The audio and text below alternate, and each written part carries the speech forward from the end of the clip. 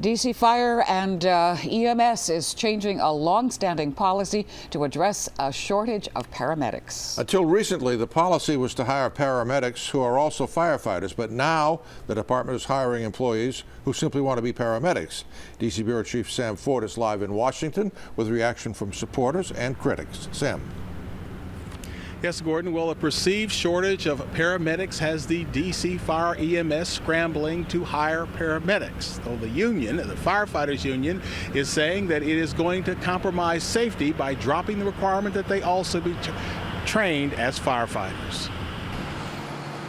DC is going after paramedics to the point it has dropped its requirement that they also be trained as firefighters, as has been city policy for years, and the firefighters union doesn't like that. This is something that's been embraced by the council, by the mayor, by the fire chief himself, and I think ultimately this is going to do a disservice to our ability to respond to calls. According to Chief Ellaby's office, he is seeking 25 single-role paramedics and so far has received between 125 and 130 applications. The ambulance union, which represents paramedics and EMTs who don't work on fire trucks, likes the change. We have a need for paramedics, and we can meet that need if we don't require these individuals to become firefighters, because we don't need firefighters.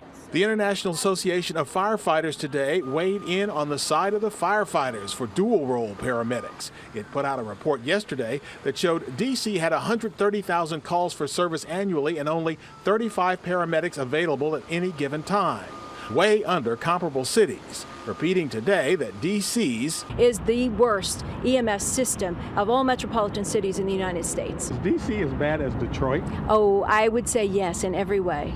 It's unfair. I think it's politically motivated. Lyons rejects the report's conclusions. I think we have enough now, honestly. I think we could stand to have more, looking at the individuals that would be leaving through attrition. Lyons says that only about 20% of DC's emergencies require advanced life support, meaning paramedics.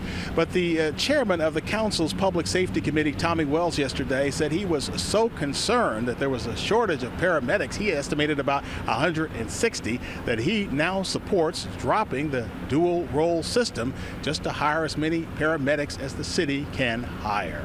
Reporting live from Northwest Washington, Sam Ford, ABC 7 News.